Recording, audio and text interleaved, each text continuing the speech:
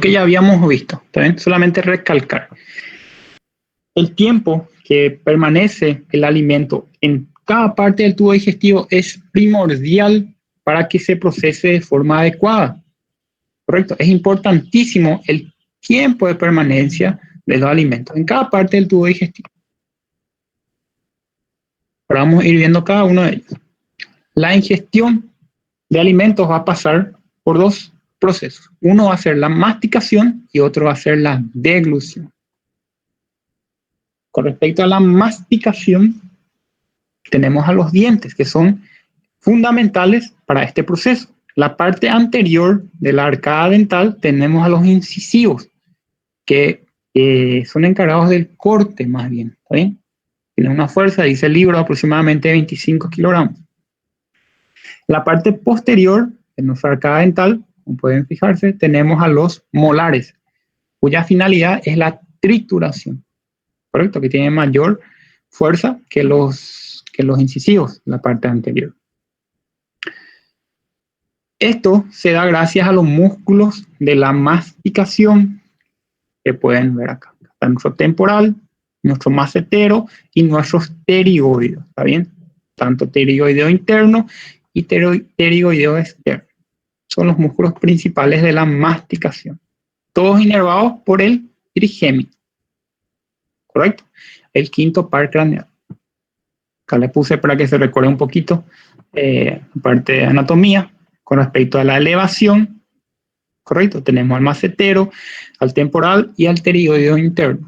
Con respecto al descenso, al genioideo, al miloideo y al vientre anterior del digástrico. Con respecto a la propulsión, los pterigoideos externos, ambos lados.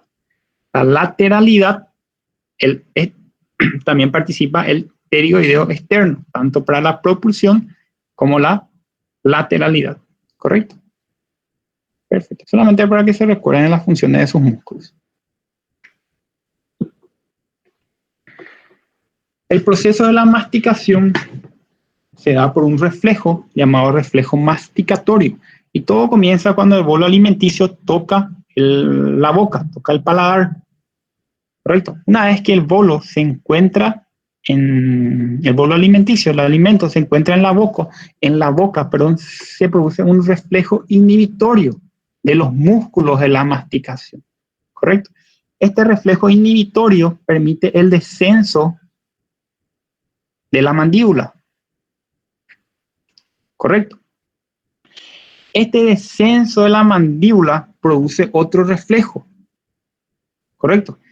Que es reflejo de distensión, que es una contracción de rebote de los músculos. ¿Está bien? Entonces el descenso produce una contracción nuevamente y se eleva nuevamente la mandíbula, comprimiendo entonces así el bolo alimenticio contra el paladar, y esta compresión del bolo alimenticio contra el paladar desencadena nuevamente el reflejo inhibitorio o el descenso nuevamente de la mandíbula.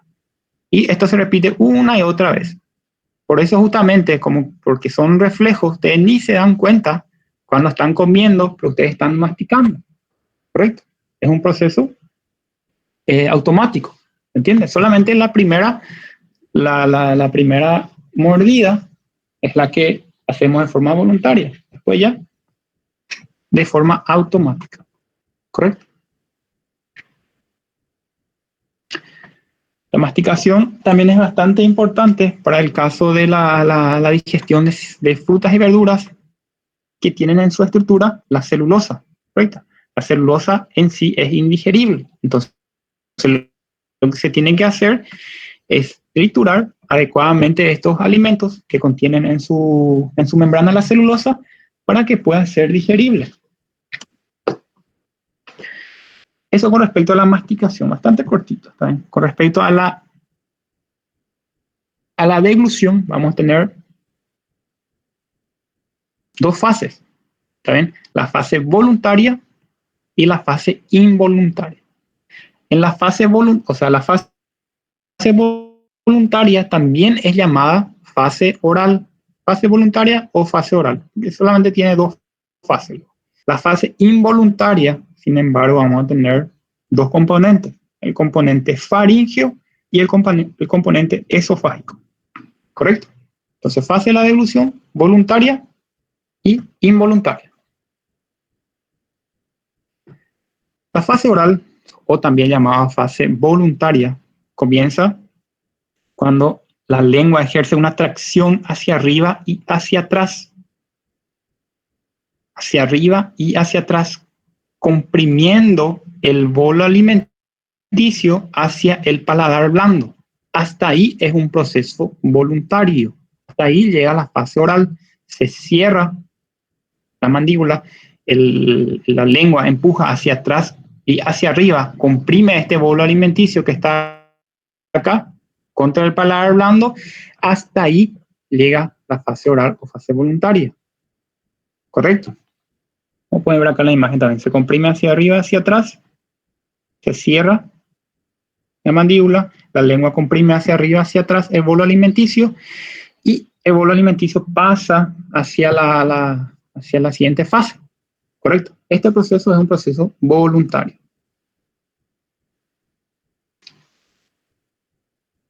Entonces, tenemos la fase acá, lo mismo le escribí, la fase bucal o fase voluntaria, cuando el alimento ya está listo para su deglución y la lengua produce una presión hacia arriba y hacia atrás contra el paladar, ¿correcto? Lo que produce un arrastre voluntario, en este caso del bolo alimenticio, hacia la faringe. El bolo alimentario pasa hacia la faringe.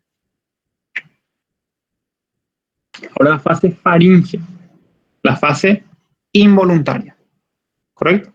Tenemos la fase voluntaria y la fase involuntaria. La fase voluntaria es la fase oral. La fase involuntaria tenemos la fase faríngea y la fase esofágica. ¿Correcto? Vamos a hablar de la fase esofágica.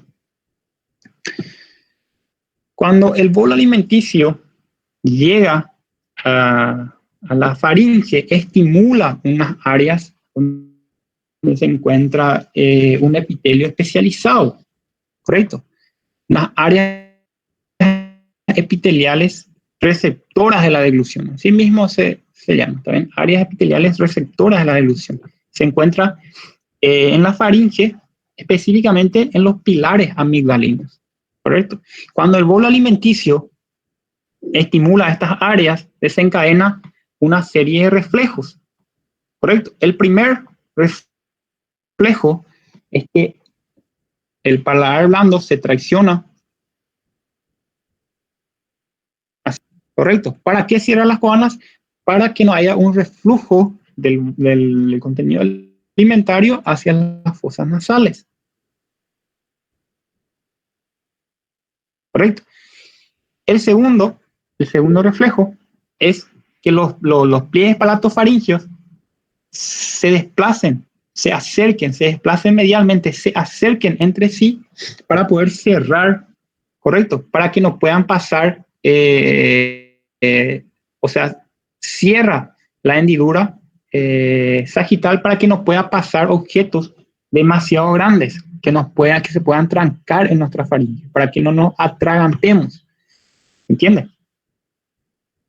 Perfecto. Después las cuerdas vocales también, como pueden ver acá están abiertos, se cierran, o sea, se acercan uno con otro para que el alimento no pase hacia la tráquea. Correcto, tampoco puede pasar hacia la tráquea. Luego el esfínter esofágico superior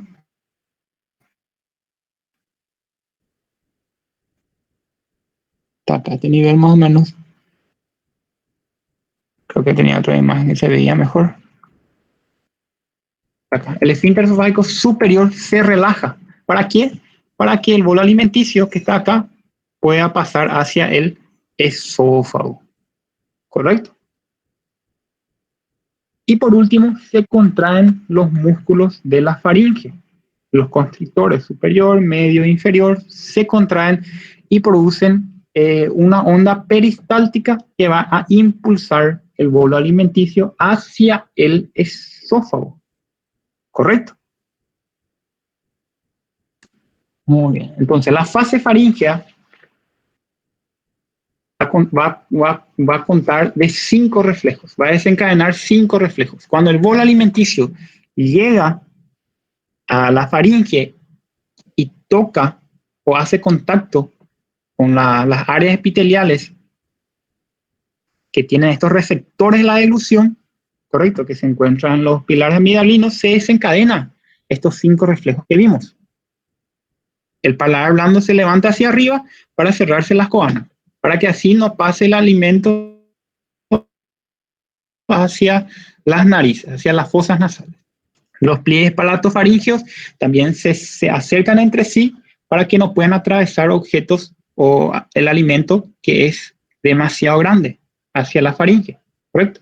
Las cuerdas vocales también se cierran, se aproximan unas de otras para que el alimento no pase hacia la tráquea. Y el esfínter esofágico superior se relaja para que el bolo alimenticio pase hacia el esófago, ¿correcto? Y se contraen los músculos de la faringe, produciendo así el peristaltismo, ¿correcto? Para impulsar el bolo alimenticio de arriba hacia abajo, de la faringe hacia el esófago, ¿correcto? Estos son los reflejos que se producen cuando se estimula estas áreas receptoras de la deglución que se encuentra en la faringe, ¿correcto? Esto es la fase faríngea.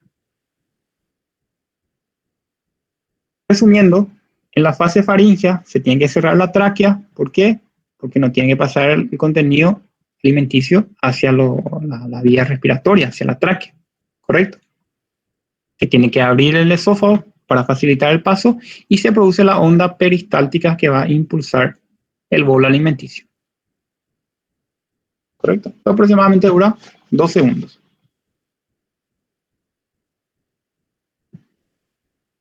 Con respecto al control nervioso de la fase faríngea, una vez que el bolo alimenticio, como dijimos, como vimos, estimula las áreas epiteliales encargadas de la deglución, una vez que estimula estos receptores ubicados en la faringe, correcto, se envía esta información que el bolo alimenticio está ya en la faringe, correcto, a través del quinto y noveno par craneal, a través del trigémino y glosofaringeo hacia un centro, correcto, ubicado entre el puente y el bulbo, un centro llamado centro de la deglución, correcto.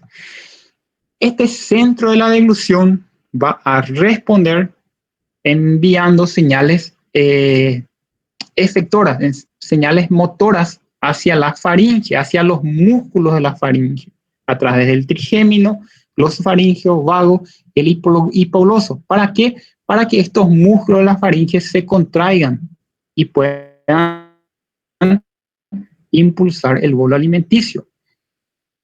Esto es con respecto al control nervioso de la fase faríngea. Se estimula estas áreas epiteliales. Al estimularse estas áreas epiteliales desencadenan esa serie de reflejos que vimos reciencito, ¿correcto? Y con respecto a su control nervioso, lo mismo, se estimula, ¿correcto? Estas áreas encargadas de la deglución y se envía la información a través del quinto y noveno par craneal al centro de la deglución, ubicado entre el puente y el bulbo raquídeo. Este centro de la deglución responde nuevamente, ¿correcto? ¿Cuál es la respuesta? La contracción de los músculos de la faringe. Esa va a ser la respuesta, ¿correcto? A través del trigémino, del glosofaringeo, del vago y del hipogloso llega la respuesta, ¿correcto? Aparte de esto, aparte de producir esto, el centro de la deglución también actúa sobre el centro respiratorio, ¿correcto? Inhibiendo el centro respiratorio. Cuando ustedes tragan el alimento, ustedes dejan de respirar. ¿Por qué? Porque se inhibe el centro respiratorio. ¿Entienden? Perfecto.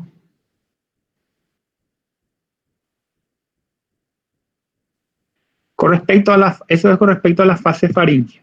Entonces, la fase faríngea tiene un control nervioso que vimos recién y tiene una serie desencadena una serie de reflejos, ¿correcto? Con respecto a la fase esofágica, es nada más la conducción ya del bolo alimenticio alimenticio desde la parte superior del esófago hasta la parte inferior del esófago y produce mediante dos tipos de movimientos. Mediante mediante dos tipos de movimientos peristálticos. Uno producido por las ondas primarias y otro producido por las ondas secundarias. ¿Cuál es la diferencia? Las ondas primarias serían la continuación nada más de la despolarización de los músculos de la faringe. ¿Se acuerdan que acá el centro de la deglución enviaba señales motoras a los músculos de la faringe para que se contraigan? ¿Correcto? Y esta despolarización continúa hacia los músculos del esófago. ¿Correcto? Entonces, las ondas primarias serían nada más que una extensión nomás de la despolarización de los músculos de la faringe. ¿Correcto? Cuya finalidad es transportar el bolo alimenticio hasta el estómago. ¿Correcto? Estas ondas peristálticas tardan en llegar desde la parte superior del esófago hasta el estómago aproximadamente, llegan en aproximadamente 10 segundos. Sin embargo, el bolo alimenticio tarda aproximadamente 8 segundos en llegar hasta el estómago. Esto es nada más porque está ayudado por la gravedad. ¿Correcto? La gravedad ayuda al tránsito del bolo alimenticio por el pasaje del bolo alimenticio a través del esófago. ¿Correcto? Muy bien. Ahora, también tenemos, estas son las ondas primarias. Ahora también tenemos ondas secundarias. ¿Y qué es lo que serían las ondas secundarias? Bueno, imaginémonos que se produjeron las ondas primarias y el bolo alimenticio se quedó en la mitad del camino. O sea, no terminó su trayecto, o sea, no llegó hasta el estómago. ¿Correcto? Se quedó incrustado acá a nivel del esófago. Entonces, esta distensión, como que el bolo alimenticio se queda acá, va a distender las paredes del esófago. Esta distensión de las paredes del esófago estimulan al plexo de Auerbach. Y este plexo de Auerbach, correcto, produce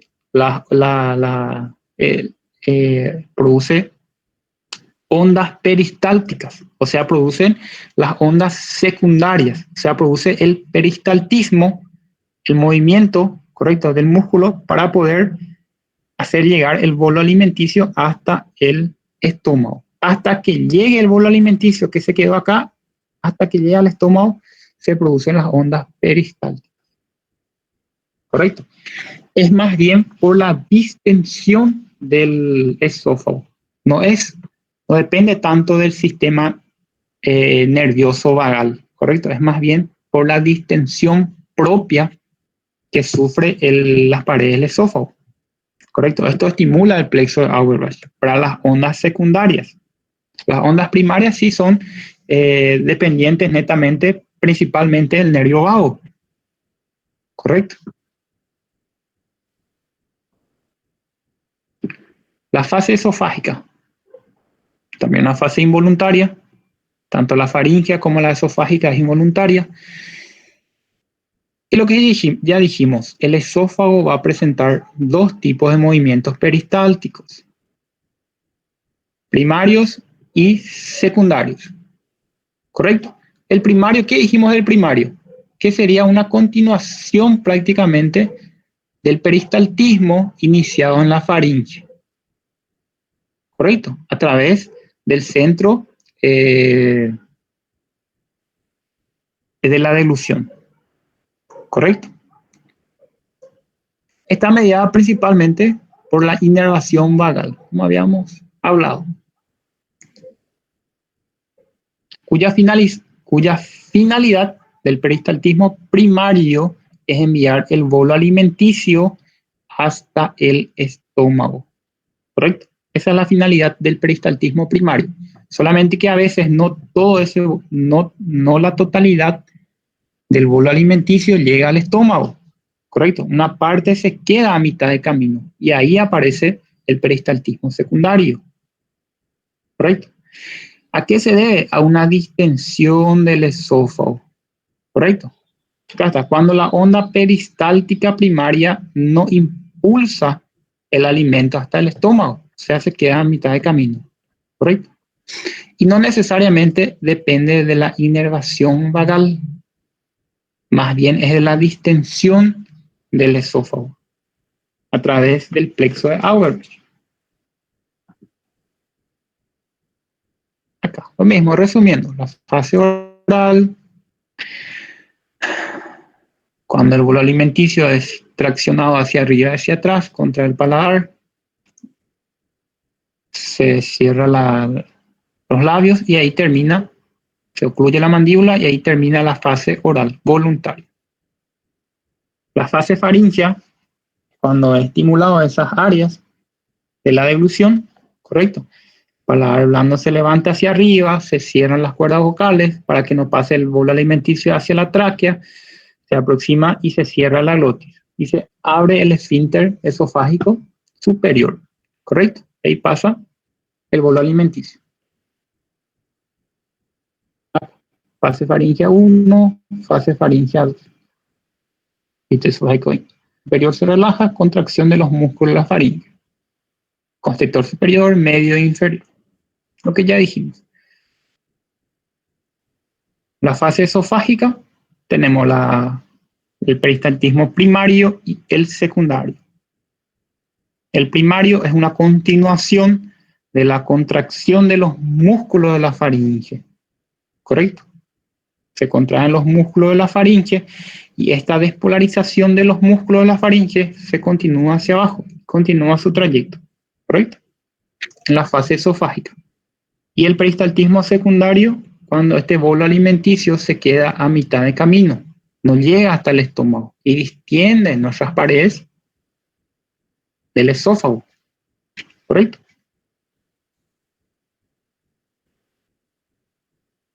Muy bien.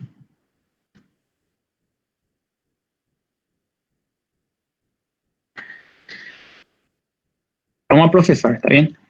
La deglución, como ya vimos, es un proceso poco complejo, ¿correcto? Va a tener dos fases, una fase voluntaria y una fase involuntaria. La deglución, ¿correcto? La fase voluntaria es también llamada de fase oral. Y la fase involuntaria, vamos a tener acá tanto a la fase faríngea como a la fase esofágica, ¿correcto?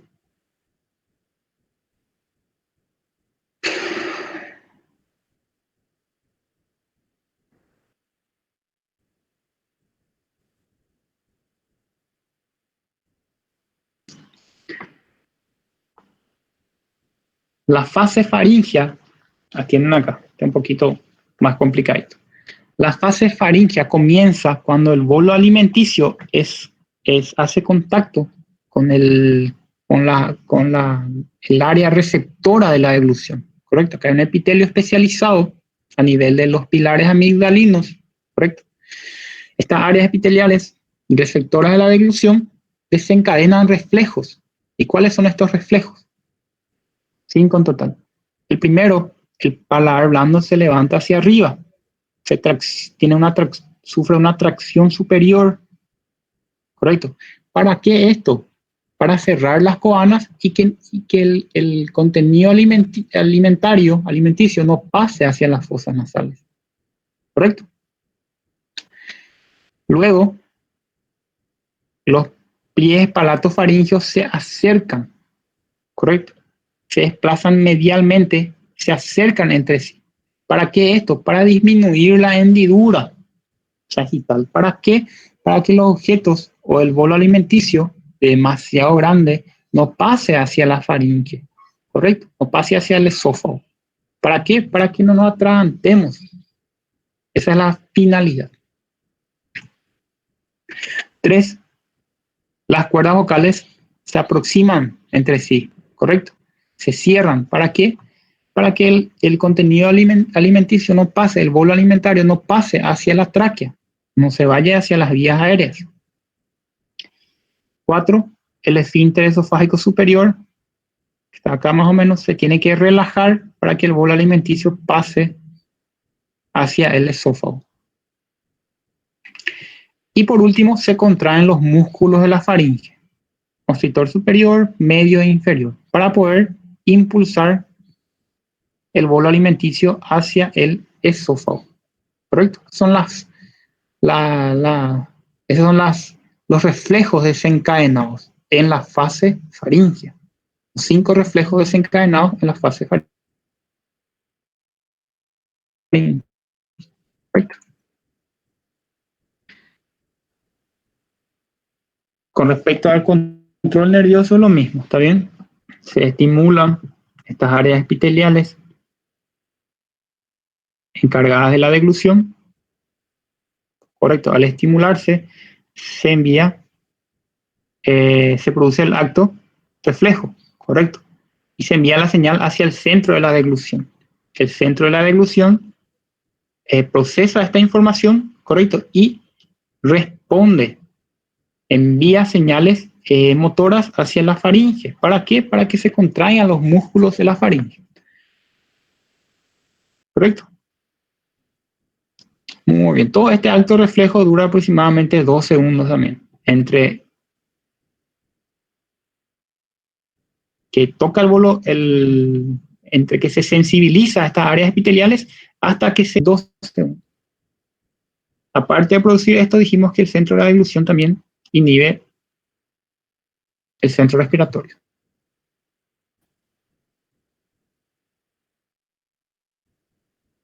Y esa es la fase faríngea, ¿correcto? Fase involuntaria, ¿correcto?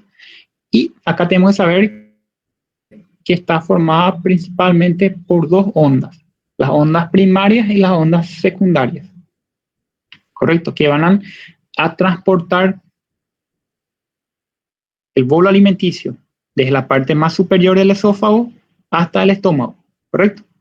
Primero comienzan las ondas primarias, que serían continuación nada más de la contracción de los músculos de la faringe. Se despolarizan los músculos de la faringe, ¿correcto? Y esta despolarización continúa su trayecto hacia los músculos del esófago, ¿correcto? Esto es el peristaltismo primario. Se inicia ya en la faringe y se extiende hasta el estómago. ¿Correcto? Dura aproximadamente 8 a 10 segundos hasta llegar acá. Si el bolo alimenticio se queda a mitad de camino, correcto, no llega hasta el estómago, ahí se producen las ondas secundarias.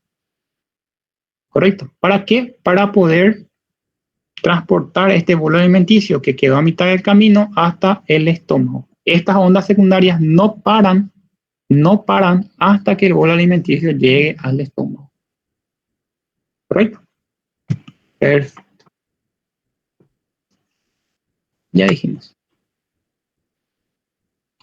Resumen bastante resumido, todo lo que ya dijimos.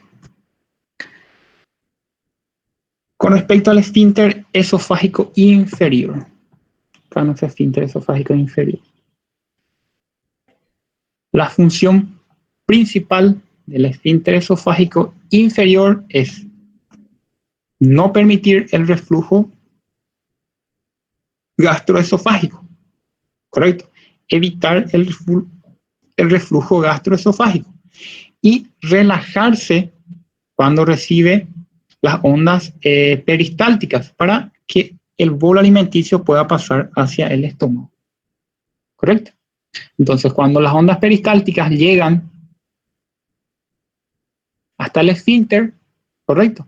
Hablamos del peristaltismo tanto primario como secundario. Este esfínter se relaja y el bolo alimenticio pasa hacia el estómago, ¿correcto? Luego el esfínter nuevamente se cierra para que no haya un reflujo gastroesofágico.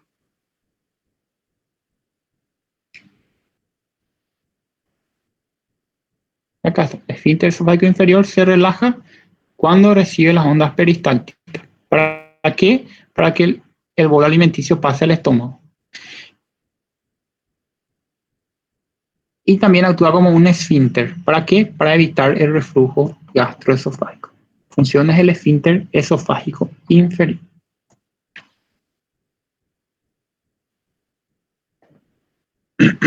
Muy bien. Acá tenemos nuestro estómago. Entonces el esófago. Está el esófago. Acá está el estómago también, con sus porciones. Parte más superior, llamada fondo. La parte media o vertical llamada cuerpo. Y la parte horizontal llamada antro. ¿Correcto? Acá está su curvatura mayor, su curvatura menor. ¿Correcto? Entre el esófago y la curvatura mayor se forma un ángulo de His o incisura cardíaca. ¿Correcto? Bueno, entonces nuestro antro píloro, acá está el esfínter pilórico y acá ya está nuestro duodeno. ¿Correcto? Con respecto a la división fisiológica, solamente tenemos una porción superior y una porción inferior. Porción oral y porción caudal. Esta es una división anatómica. Solamente para recordarnos. Todo esto vamos a utilizar más adelante. Hoy solamente estamos hablando de generalidades. Correcto, no estamos hablando nada en específico todavía. Y que no se preocupen que vamos a entender este contenido. ¿Ven? Se preocupen. Es un poquito complicado porque es la primera vez que estamos tocando. Pero todo va a tener más sentido de acuerdo a cuando vamos avanzando. Con respecto a las funciones motoras del estómago, tenemos 3: almacenamiento, mezcla y vaciamiento. Esas son las funciones motoras del estómago.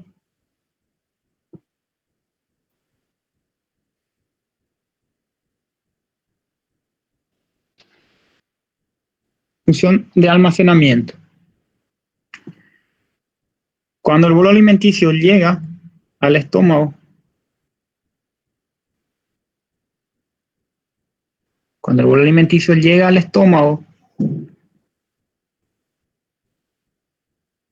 ingresa y se ubica en posición central y en los costados, como pueden fijarse acá, ya hay bolo alimenticio, correcto, pero cuando ingresa este nuevo bolo alimenticio se ubica en la posición central y esto comprime el bolo alimenticio contra las paredes del estómago, correcto, distiende las paredes del estómago y esta distensión de las paredes del estómago, cuando se distiende, cuando se estira este estómago, porque está llegando bolo alimenticio, correcto, desencadena un reflejo llamado reflejo vago-vagal, correcto, y este reflejo vago-vagal lo que produce es una relajación del cuerpo gástrico, relajación gástrica del estómago, se relaja el estómago para poder acomodar mayor cantidad de alimento, correcto, entre 0,8 a 1,5 litros aproximadamente la capacidad de almacenamiento que tiene nuestro estómago. ¿Correcto? Eso es con respecto a la función de almacenamiento. Función de almacenamiento, lo mismo.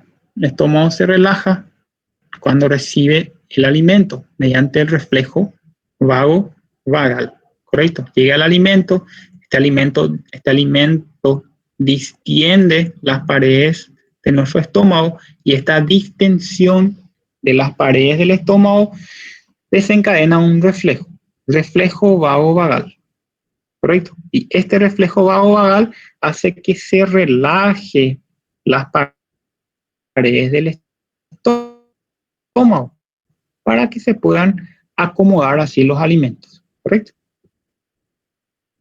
Cuando se relaja por completo, puede almacenar aproximadamente 1,5 litros de contenido. Eso con respecto al almacenamiento. Estamos hablando de las funciones motoras del estómago. Con respecto a la mezcla y propulsión, si no tenemos ningún pedido.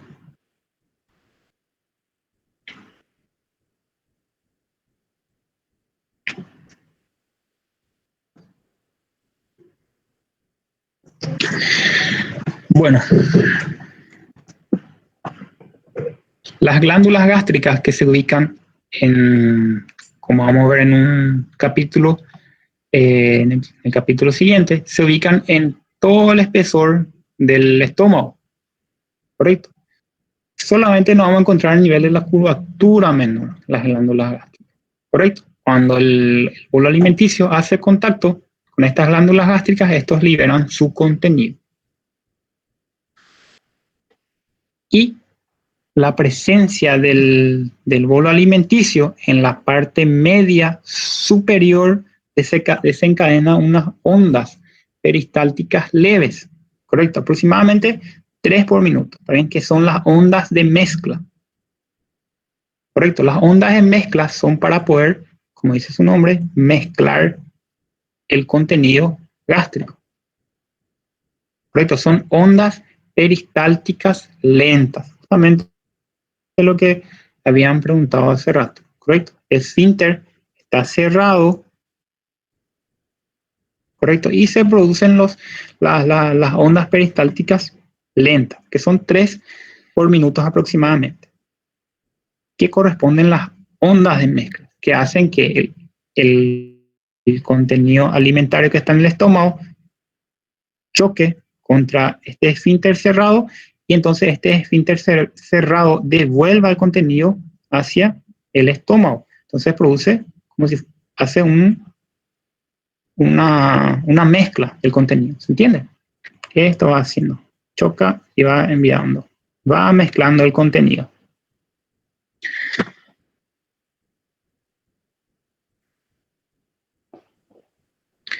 A medida que van aumentando estas ondas de mezclas, también se producen los potenciales en espiga o los potenciales, o los que son los verdaderos potenciales de acción, que comprimen el estómago con más fuerza, también llamado de anillos peristálticos de constricción. ¿Correcto? Con respecto a la retropulsión, tenemos que tener acá nuestro píloro, ¿correcto? Acá tenemos el anillo peristáltico constrictivo, que es solamente la contracción de las paredes del estómago, se contrae, ¿correcto? Y la retropulsión sería la contracción del esfínter pilórico y la expulsión nuevamente del contenido hacia el estómago, ¿correcto? Entonces, el contenido choca contra este esfínter, que le crea una resistencia y es expulsado nuevamente hacia el estómago, ¿correcto? A eso le llamamos retropulsión. Y a la suma del anillo peristáltico, que es la contracción acá de nuestro músculo, las paredes del estómago, junto con la retropulsión, que es favorecida por el píloro, el anillo peristáltico más la retropulsión, forman el mecanismo de mezcla del bolo alimenticio en el estómago. Así se mezcla el bolo alimenticio, ¿correcto? Se contrae estas paredes del estómago, estas paredes del estómago empujan con fuerza el contenido hacia el píloro, pero el píloro está cerrado, ¿correcto? Entonces choca acá y rebota nuevamente hacia afuera. Y de esta forma se mezcla, ¿está bien? Esto es el mecanismo de mezcla, ayudado por el anillo peristáltico y la retropulsión.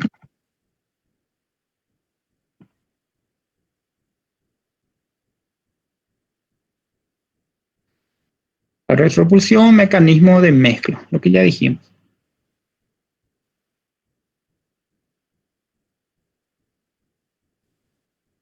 Acá, la mayor parte del contenido antral, el contenido que se encuentra en el antro, regresa lanzada a chorro, o sea, regresa con fuerza, choca acá contra una resistencia que es el píloro y regresa hacia el estómago, ¿correcto? En dirección al cuerpo gástrico. Esto es el mecanismo de mezcla. Quimo. ¿Qué es lo que es quimo? El quimo es nada más que el alimento mezclado con las secreciones gástricas.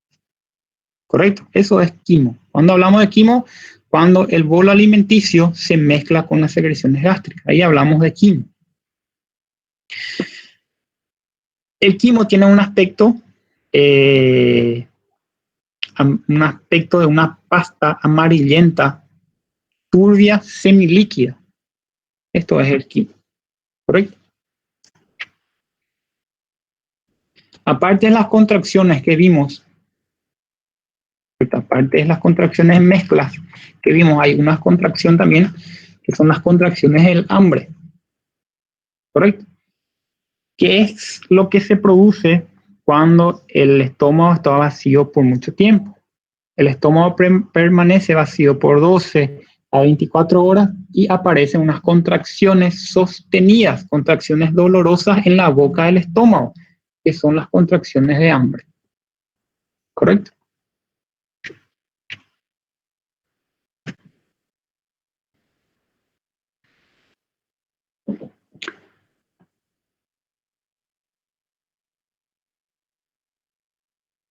Un poco... Perfecto, sigamos. Con respecto al vaciamiento gástrico. El vaciamiento gástrico se va a dar por el aumento de las contracciones rítmicas. Cuanto más aumentan las contracciones del estómago, correcto, se va a ver más favorecido el vaciamiento gástrico. ¿Ven? O sea, el vaciamiento gástrico se da por el aumento de las contracciones rítmicas. Esto no es tan simple así, es un poquito más complejo. Como estamos hablando solamente de generalidades, correcto, estamos detallando de esta forma, que no se preocupen, ¿está bien? Entonces se da por el aumento de las contracciones rítmicas. Todo esto, todo esto se da cuando el bolo alimenticio alcanza ya la parte media o superior del estómago, ¿correcto? Ahí se entiende que el estómago se está llenando de contenido y empieza con más fuerza y con más frecuencia las contracciones rítmicas. Y esto permite que se expulse el contenido hacia el duodeno, ¿correcto? El estómago pasa hacia el duodeno. Acá a nivel del píloro, como pueden ver, hay un espesamiento del músculo circular en sí, ¿correcto? Como pueden ver acá, es casi 100 veces mayor el grosor del músculo que en cualquier parte del estómago o de la primera porción del duodeno. Se espesa bastante acá y por eso sirve como un esfínter, ¿correcto? Que no permite el pasaje del quimo del estómago hacia el duodeno, sino es bastante líquido. O sea, si tiene muchas partículas sólidas, ¿correcto? Es bastante pequeño el tamaño. Entonces, cuando el quimo es bastante líquido, con el aumento de las contracciones rítmicas consigue atravesar el píloro hacia el duodeno.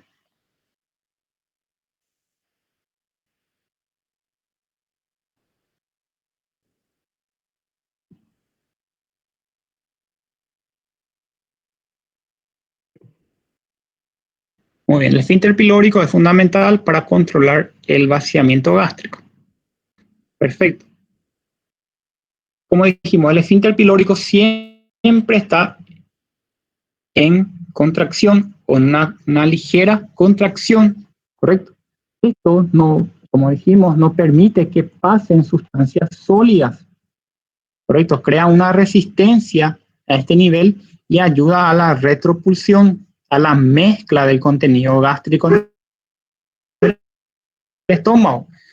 Choca, encuentra una resistencia y rebota nuevamente el quimo, ¿correcto? Solamente una pequeña cantidad, que es bastante líquido ya, pasa hacia el duodeno por cada contracciones. Muy bien, con respecto a la regulación del vaciamiento gástrico. Cuando hay un aumento del volumen, lo mismo que ya habíamos hablado, hay un aumento del volumen. Pues no hay preguntas.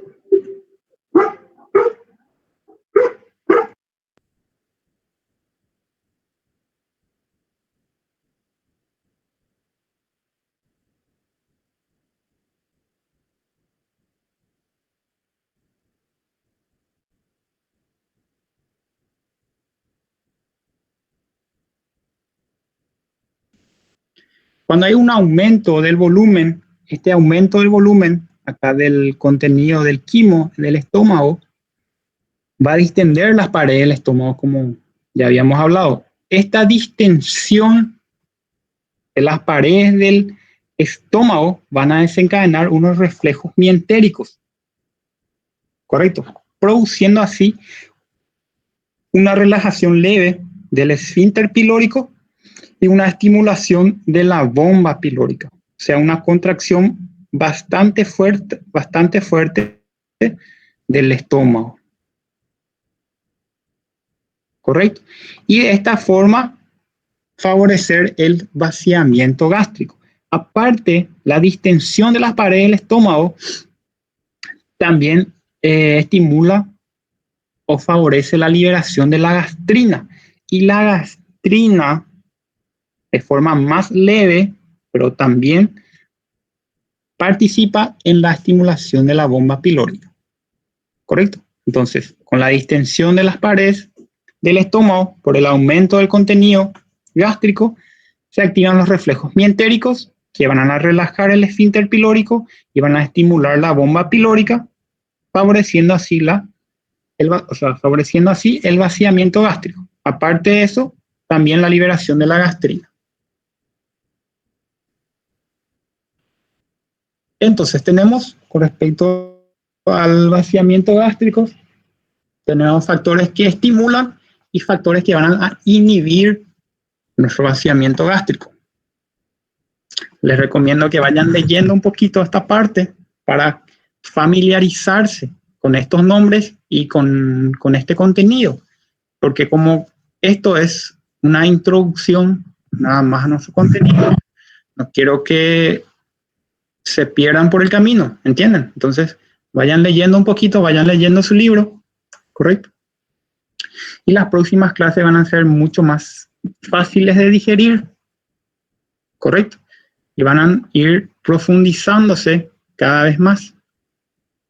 Es bastante complejo todavía lo que nos espera. Entonces vayan leyendo un poquito. Y si no entienden, me preguntan, está bien. Yo no tengo problema en ayudarles, en responderles. Pueden escribir en mi teléfono particular que yo sin problema le voy a estar aclarando su duda. ¿Correcto? Solamente el comienzo cuesta un poquito esta parte. Solamente caminar cuesta. ¿Correcto? Después ya van a estar corriendo también en este capítulo. Con respecto al vaciamiento gástrico, tenemos factores que estimulan y factores que inhiben. Factores que estimulan ya vimos, la distensión gástrica, ¿correcto? Y la gastrina. La distensión gástrica y la gastrina estimulan la bomba pilórica, se aumentan las contracciones rítmicas del estómago y aparte de eso, la distensión del estómago favorece la relajación del esfínter pilórico, favoreciendo así o estimulando así nuestro vaciado gástrico. ¿Correcto?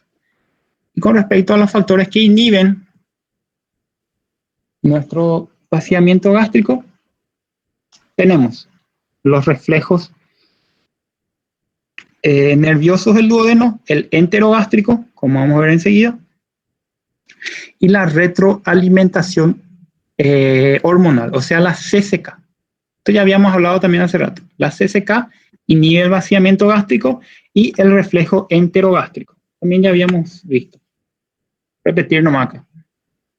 Entonces, el reflejo enterogástrico inhibe el vaciamiento gástrico.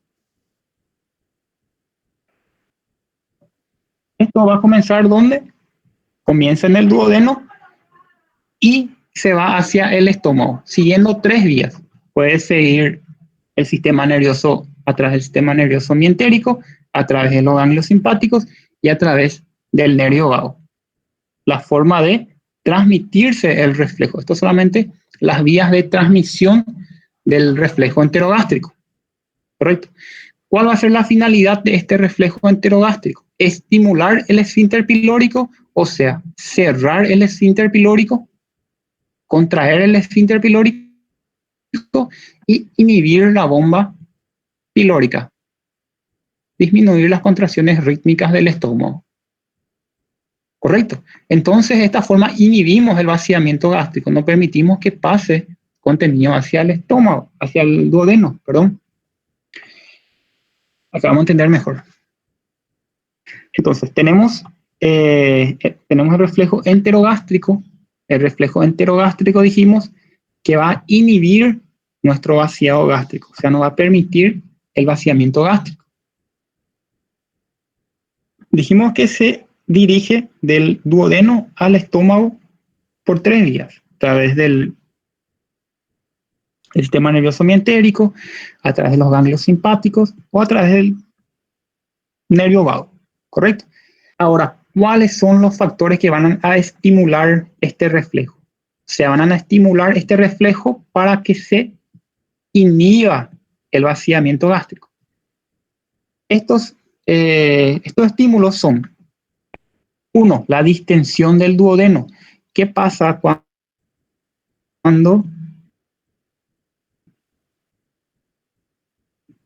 en el duodeno hay mucho quimo? O sea, el quimo que está acá es abundante, ¿correcto? Y esto va a distender las paredes, pero de nuestro duodeno. ¿Y qué vamos a pensar? ¿Qué va a pensar ahí? ¿Qué vamos a pensar ahí? Vamos a pensar que hay mucho quimo para procesar, o sea, hay mucho alimento todavía acá para procesar. Entonces el estómago no puede enviar nuevamente quimo. Quimo allá es el bolo alimenticio mezclado con las secreciones gástricas, ¿correcto? Para que se entienda, nomás a veces digo otra vez bolo alimenticio, pero ya es quimo, ¿correcto? Entonces, la distensión del duodeno, como pueden fijarse acá, cuando se distiende el duodeno, esto estimula el reflejo enterogástrico.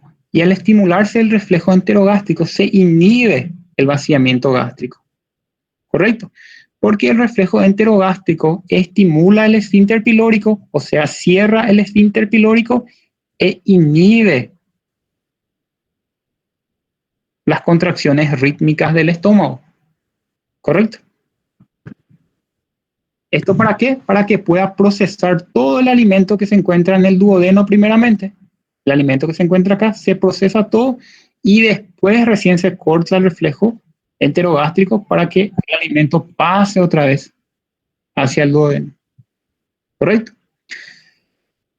Otra forma de estimular este reflejo es con la irritación de la mucosa. Si estamos recibiendo una sustancia irritante del estómago, ¿correcto?, que está irritando la mucosa del duodeno, se va a activar el reflejo enterogástrico. ¿Para qué? Para que no venga más sustancia irritante del estómago hacia el duodeno, ¿correcto? Cuando el pH es menor a 4 o cuando es muy ácido, lo mismo, se activa el reflejo enterogástrico y no se permite que más contenido del estómago pase al duodeno. ¿Para qué esto? Para poder neutralizar primeramente todo el contenido ácido del duodeno. ¿Por qué? Porque se tienen que liberar sustancias para neutralizar primeramente este quimo que es ácido. Una vez que se neutralice todo el quimo ácido, correcto, bicarbonato se va a liberar, se va a neutralizar este quimo. Una vez que se neutralice este quimo, ahí recién vamos a poder recibir nuevamente el estómago. ¿Entiende? Entonces, el quimo ácido también estimula el reflejo enterogástrico. ¿Correcto? Lo mismo que un alimento rico en proteínas. ¿Correcto? Y lo mismo cuando el quimo es hipotónico o es hipertónico con respecto a la osmolaridad del quimo. Si el quimo, esto va a ser el vaso sanguíneo,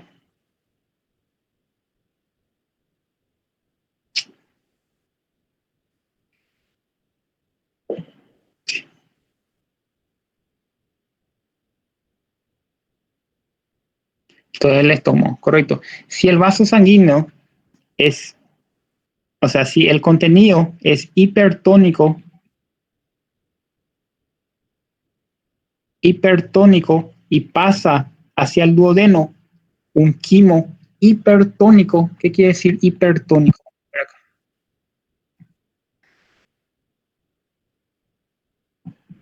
¿Se acuerdan cuando habíamos hablado de soluciones hipotónicas y hipertónicas? Esto que está acá a mi derecha es hipertónica. Hipertónica comparado a esta célula que está a mi izquierda, ¿correcto? ¿Por qué? Porque acá hay más cantidad de soluto. Eso le vuelve hipertónica. Entonces, si el quimo es hipertónico,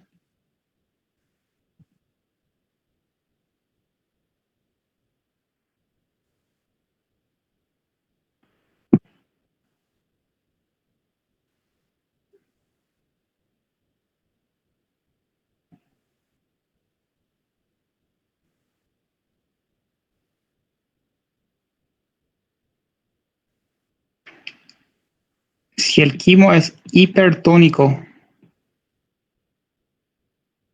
imagínense acá hay mucho soluto comparado con el vaso acá, ¿qué va a pasar?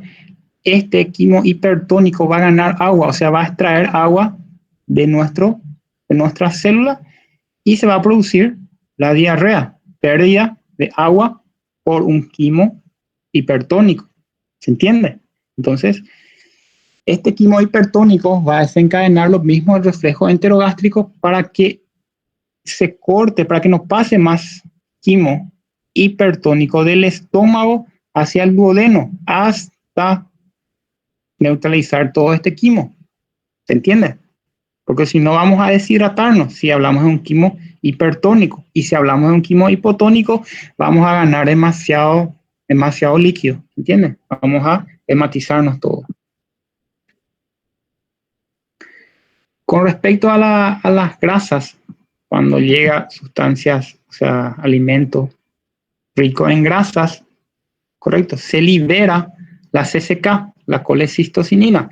La colecistocinina, lo mismo, se libera al torrente sanguíneo. Una vez liberada al torrente sanguíneo, liberada por las células del duodeno, se libera el torrente sanguíneo y va hasta el estómago nuevamente.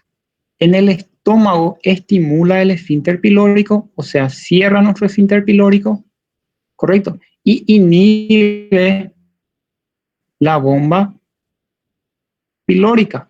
¿Para qué? Para que esta grasa que está en el duodeno pueda ser digerida de forma correcta antes de recibir nuevamente un quimo. ¿Se entiende? Esa es la finalidad. O sea, y aparte de la CCK, aparte de la colecistosis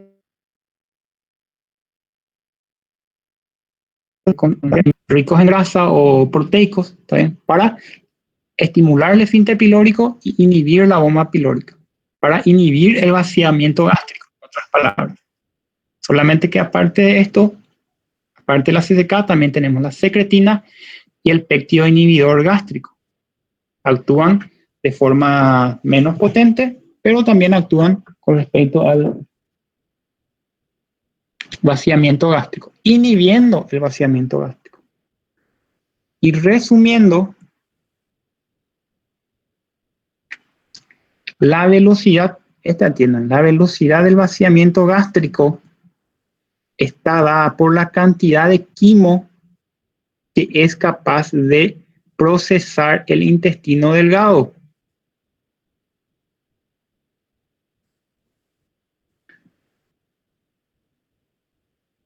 La capacidad de quimo que pueda procesar el intestino delgado, por eso va a estar regulado la velocidad del vaciado gástrico, o sea, la velocidad con que va a pasar el quimo del estómago al duodeno, ¿correcto?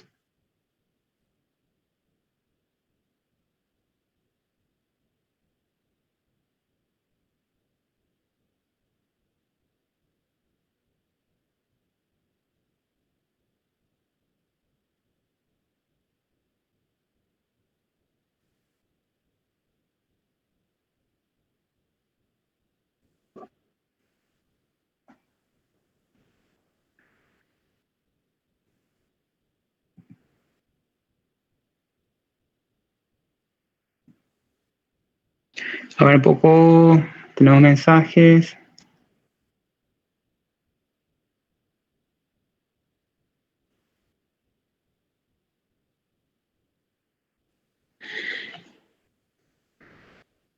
Recibí mensajes que le está haciendo un poco cansador la clase de fisio.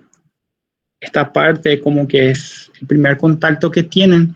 No sintieron tanto en la parte de fisiología respiratoria porque ellas tienen una base de esa parte. ¿Está bien? Esta parte es nueva para ustedes, normalmente no se trata mucho, entonces es bastante más difícil de digerir al comienzo, pero no se preocupen que no todas las clases van a ser difíciles de digerir, ¿correcto?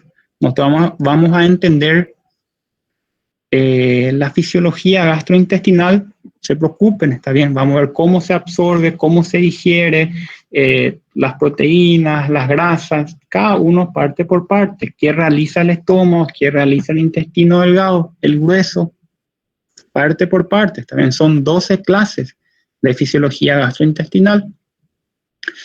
Solamente quiero que lean un poquito, está bien, esta parte que es un poquito más más difícil por ser el primer contacto nada más, ¿está bien? Pero no todas las clases van a ser de esta forma, ¿correcto?